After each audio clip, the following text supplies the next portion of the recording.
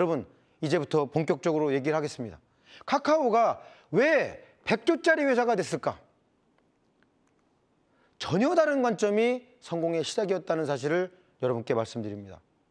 에피소드 하나를 말씀드리겠습니다. 100만을 돌파했습니다. 김범수 장관 밥을 먹었어요. 이런 얘기 어디 가서 듣지도 못해요. 김범수한테 그랬어요. 범수야, 우리 어떻게 돈 벌어? 김범수 장관한테 놀라운 답이 돌아왔어요. 용우야, 나는 지금 돈 버는 거엔 관심이 없어. 야, 우리 NGO야? 우리 빚만 200, 자본 잠식 상태인데 돈 빌 필요가 없다니. 내 관심은 오로지 카카오톡이 전 국민의 습관이 되는 거야. 그렇게 되면 게임의 룰이 바뀌어. 어떻게 됐을까요? 이재용 부회장을 누르고 대한민국 최고의 부자가 됐습니다. 전 국민의 습관이 되면 게임의 룰이 바뀐다. 와우. 제 안목이 점핑하는 변곡점이었습니다.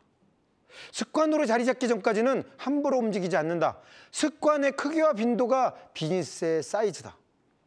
이걸로 지금 우리나라에 흔히 말하는 유니콘이라는 기업들 한번 다 살펴보시면 그래서 저기가 얼마짜리 기업이구나가 다 나옵니다.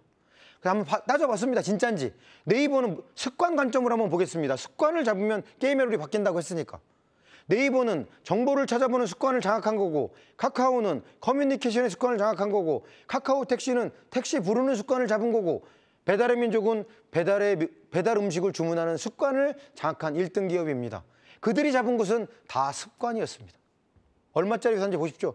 10조 언더가 없습니다. 거의 10조, 100조, 60조 막 이렇습니다. 여러분, 이제 돈 버는 비결 아셨죠? 습관을 장악하는 겁니다. 망하는 회사는요, 거꾸로 하시면 됩니다. 관습적으로 하면 됩니다. 그럼 기업은 망하기 시작합니다. 새로운 습관을 만들면 생태계를 지배할 수 있는 거구나. 그걸 깨달았습니다. 여러분이 하는 비즈니스는 어떤 습관과 관련돼 있나요? 습관이 빈번하게 일어납니까? 많은 사람들이 그런 습관을 갖고 있습니까? 그렇다면 그게 비즈니스의 크기라는 사실입니다. 그래서 지식보다는 훨씬 중요한 게 상상력입니다. 미래를 상상해 보는 겁니다. 새로운 습관을 디자인하는 겁니다. 돈 버는 방법은 이겁니다. 이게 미래라고 해서 100년 뒤 이런 게 아닙니다. 3년 뒤, 5년 뒤에 습관이 될까? 이런 질문을 한번 해보는 거죠. 돈 피터스란 분이 2006년도 9월에 한국에 와서 이런 얘기를 했습니다. 이제 벤치마킹의 시대는 끝났다. 퓨처마킹의 시대가 왔다. 무슨 말일까요? 퓨처마킹은요, 지금은 당연하지 않지만 미래의 당연한 일을 찾아라. 여러분 한번 생각해 보겠습니다. 여러분이 언제부터 스마트폰으로 모든 일을 하셨을까요? 불과 13년이 안 됐습니다. 근데 여러분은 마치 태어날 때부터 스마트폰을 들고 태어난 것처럼 행동하십니다. 어떤 사람은 오장칠부라고 합니다. 스마트폰이 내가 주인인지 스마트폰이 주인인지 모르겠습니다. 여러분이 스마트폰을 누르고 있으니까 여러분이 주인이라고 생각하십니까? 아니요. 스마트폰이 여러분을 컨트롤하고 있는지도 모릅니다. 스마트폰 뺏으면 여러분은 당황합니다. 연대들이 파업을 합니다. 한번 IT가 파업하면 어떤 일이 벌어질까요? 네이버 끄고 서버 끄고 카카오 서버 끄고 은행 서버 끄고 카카오 모빌리티 서버 끄고 어떤 일이 벌어지겠습니까? 여러분 엄청 불편해질 겁니다. 왜? 습관이 됐기 때문에 습관이 확 바뀔 수가 없는 거거든요.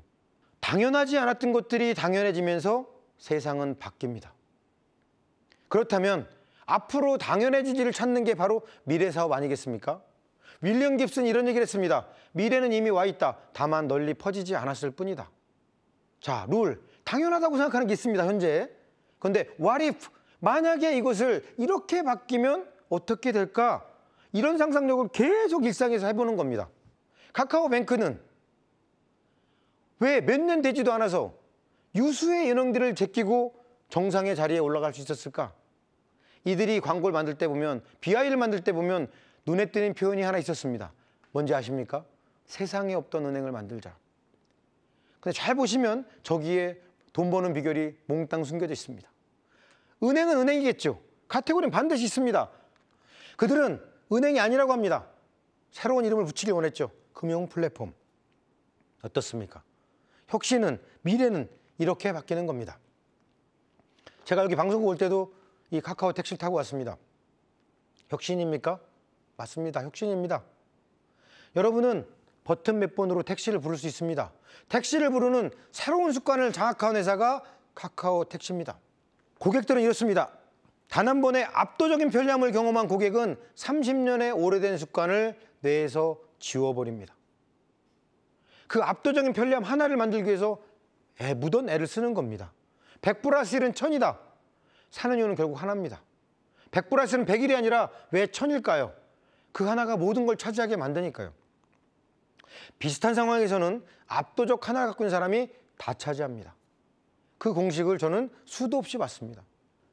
자신만의 관점을 가지고 여러분의 얘기를 시작해야 됩니다. 무엇이라고 정의하느냐가 생각의 기준을 만듭니다. 여러분들이 기준을 하나씩 만들어 가야 됩니다. 통념에 갇히지 않고 뻔한 생각을 거부하고 많이 봤던 익숙한 예상되는 건 절대 하지 않는 겁니다. 그리고 3년 뒤에 5년 뒤에 사람들은 이것을 버릇처럼 습관처럼 할 것인가 이 질문을 해보십시오. 그리고 세상에 없던 것들을 만들어내십시오.